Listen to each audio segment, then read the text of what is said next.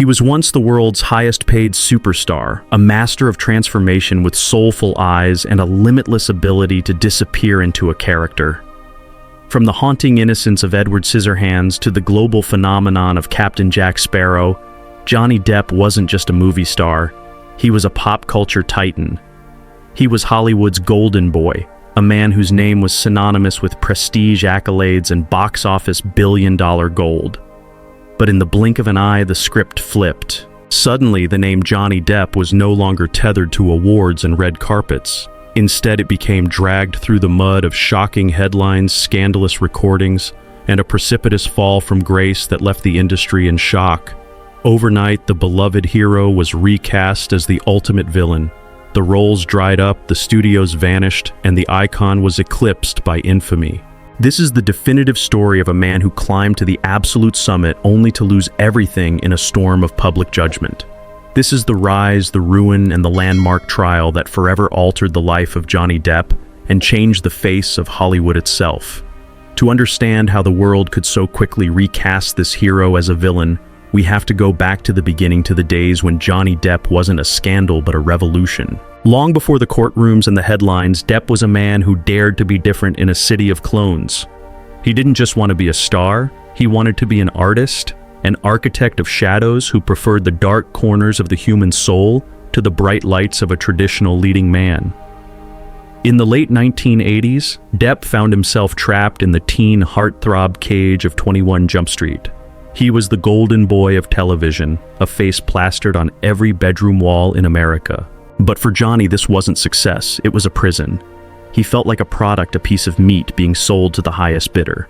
So he did something unthinkable in Hollywood. He chose to sabotage his own image. He turned his back on the easy path of the action hero to become a student of the strange, embarking on a career-long quest to give a voice to the misunderstood. His true transformation began the moment he met Tim Burton. In Edward Scissorhands, Depp spoke only 169 words in the entire film. He didn't need a script. He used his expressive, soulful eyes to portray a vulnerability so profound it captured the heart of a generation. He showed us that a man with blades for hands could be more gentle than the society that feared him.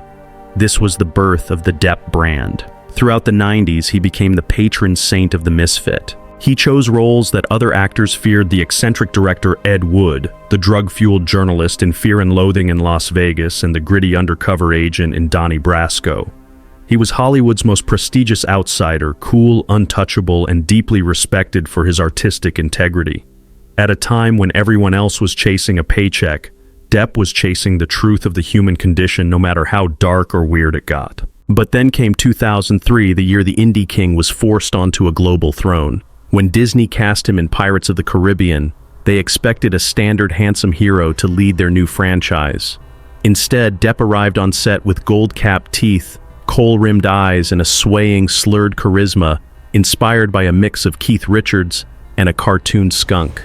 The executives were terrified. They thought he was ruining the movie. They thought he was drunk. They thought he was crazy.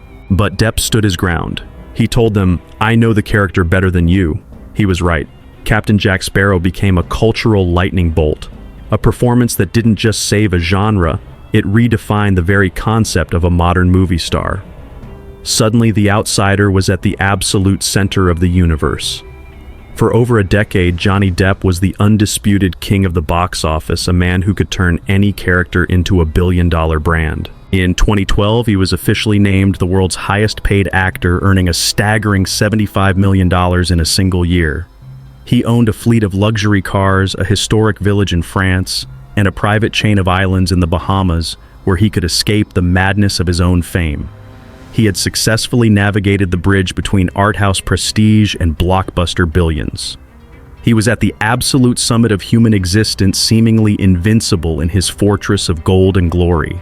But as any sailor knows, the most dangerous storms arrive when the sea is calmest. While the world saw a man who had everything, the shadows were already beginning to stretch longer and darker than before. In 2011, on the set of a film called The Rum Diary, he met a young, ambitious actress named Amber Heard. At the time, it seemed like just another romantic chapter in a storied life. In reality, it was the start of a cataclysmic collision. a match that would be struck in a house made of glass, eventually setting his entire 30-year legacy on fire. The transition from Golden Boy to Hollywood pariah didn't happen overnight, but the rot began in the very places that were supposed to be his sanctuary. By the time Depp and Heard tied the knot in 2015, the fame that once protected him had become a gilded cage. For decades, the public only saw the eccentric genius, the man who could disappear into any mask. But behind the closed doors of their Eastern Columbia building penthouse, a much darker narrative was being written, one that no scriptwriter could have imagined. This wasn't just a marriage. It was a volatile orbit of two intense personalities fueled by substance abuse, deep-seated traumas, and a toxic power struggle.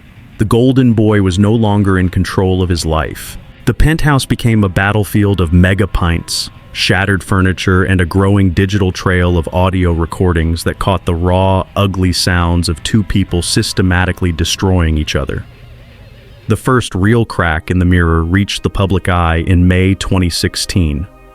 The image was a cultural earthquake. Amber Heard walking into a Los Angeles courthouse with a bruised cheek and a restraining order in her hand. In that single moment, the world didn't just see a divorce. They saw the death of a legend. In the court of public opinion, there is no innocent until proven guilty. There is only the narrative. And in the height of the #MeToo era, a vital movement for justice, the narrative was swift and merciless. Johnny Depp was a monster. The fallout was surgical. In 2018, Heard's op-ed in the Washington Post acted as the final nail in the coffin. She didn't need to mention his name. The world filled in the blanks. Disney, the company that had built an empire on the back of Jack Sparrow, didn't hesitate. They severed ties with Depp, effectively killing the character that had defined a generation. He was radioactive. The man who once owned the keys to every studio in London and LA found himself a ghost in his own industry. Desperate to reclaim his name, Depp took a massive gamble that many saw as an act of desperation. He sued the British tabloid The Sun for calling him a wife-beater. It was a move that backfired spectacularly. For weeks in 2020, the London High Court became a theater of the macabre. The world feasted on the most humiliating details of his life: his drug binges, his financial ruin, and his darkest private messages. When the judge ruled that the allegations were substantially true, the collapse was total. Warner Bros. Immediately fired him from the Fantastic Beasts franchise. He had lost his wife, his fortune, and his career.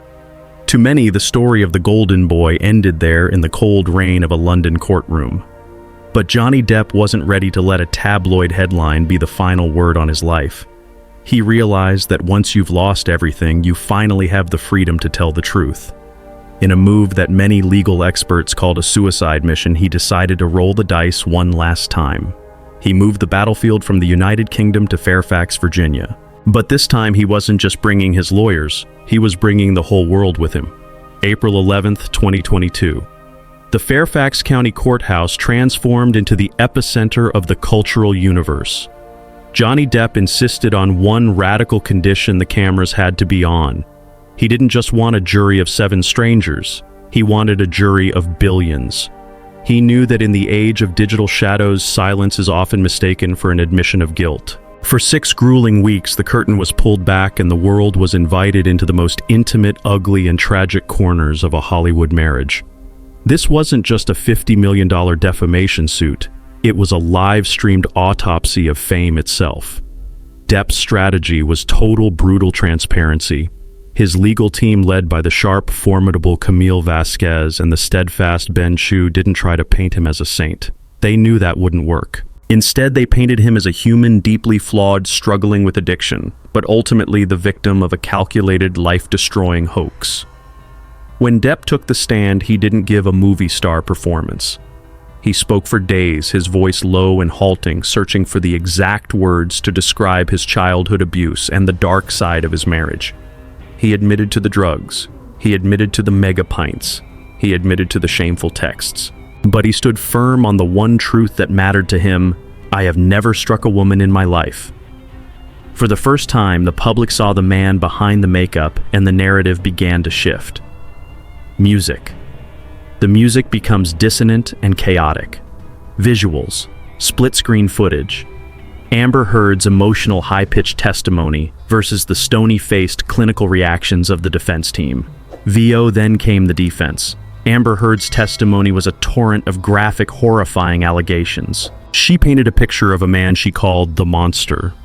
However, this time the world wasn't just listening to her, they were fact-checking her in real time. In the first truly viral trial of the TikTok era, every word she spoke was analyzed by an army of millions. The courtroom turned into a theater of the surreal. We heard audio of Heard admitting to hitting Depp. We heard her taunting him, telling him that no one would believe a man could be a victim. We saw the amica cream that supposedly covered bruises that no photograph could find. The mask of the victim began to slip, and the public, once her greatest supporters, began to turn. This was a cultural phenomenon unlike anything Hollywood had ever seen. It was a referendum on truth abuse and the power of cancel culture. Hashtags like #Justice for Johnny Depp reached over 20 billion views, drowning out every other story in the world. The trial had transcended a celebrity feud. It had become a battle for the soul of the digital age. As the lawyers delivered their closing arguments, the air in Virginia was thick with more than just a legal verdict. It was about whether a man who had been cast into the wilderness could ever truly find his way back home. Johnny Depp had laid his life, his shame, and his pride bare for the world to see. Now the 7 strangers in that jury box held the keys to his resurrection, or his permanent exile. The world held its breath, waiting to see if the golden boy could finally step out of the shadows. On June 1st, 2022, after 6 weeks of grueling testimony and 3 days of deliberation, the silence in Fairfax was finally broken. As the clerk read the verdict, the tension didn't just fill the courtroom. It vibrated across the entire planet through millions of screens. The jury found that Amber Heard's statements were not only false, but made with actual malice. They awarded Johnny Depp $15 million in damages. But for Depp, who was thousands of miles away in the UK at the time, the money was never the point. The verdict was a lightning bolt that shattered 6 years of infamy. In that single moment, the monster was gone, and the man was returned to himself. As the news broke, a roar went up from the crowds outside that could be heard for blocks. It wasn't just a legal win, it was a cultural exorcism. The resurrection of Johnny Depp began almost immediately. He didn't return to the world as the same man who had fallen in 2016. He was older, more weathered, but undeniably free. "The jury gave me my life back," he stated, and the world seemed to agree. The industry that had surgically removed him from their history books suddenly found itself at a crossroads. His first major step back into the spotlight was at the Cannes Film Festival for his film Jean du Barry. As he walked the red carpet, the same red carpet that had once felt like a gauntlet of judgment, he was met with a 7-minute standing ovation. Tears filled the eyes of the man who had been told he was finished. It was the ultimate validation from the world of cinema. The outsider was back inside. But the legacy of this trial extends far beyond one man's career. The Depp Heard verdict changed the face of Hollywood forever. It challenged the simplified narratives of the #MeToo era, proving that truth is often messy, complicated, and doesn't always fit into a headline. It highlighted the terrifying power of cancel culture to destroy a 30-year career in 30 seconds, but it also showed the power of the public to demand a second look. Johnny Depp's journey is a modern-day odyssey. He went from the world's highest-paid actor to a global pariah and back again. He survived the collapse of his fortune, the destruction of his reputation, and the betrayal of an industry he helped build. He proved that even in the age of digital execution, there is a path to redemption if you are willing to lay everything bare. Today, Johnny Depp is no longer defined by his legal battles or his mega pints. He is defined by his resilience. He has returned to his first love, music and independent art, moving away from the hollow machinery of blockbusters toward a life of his own choosing. Captain Jack Sparrow once said, "The problem is not the problem. The problem is your attitude about the problem." Johnny Depp faced his problem with the world watching, and in doing so, he reclaimed the only thing that actually matters: his name. The Golden Boy may be gone, replaced by a man with scars and stories, but the legend is more alive than ever. Because in the end, the truth doesn't just set you free, it brings you home. Johnny Depp's journey of resurrection is a powerful testament to the strength of the truth. But what do you think about how this story ended? And more importantly, which icon or what shocking celebrity event would you like me to cover next? Don't hesitate to drop a name or a topic you're curious about in the comments below. I'll be reading them all to create the content you want to see most. Thank you so much for riding along with me until the very end. I'll see you in the next story.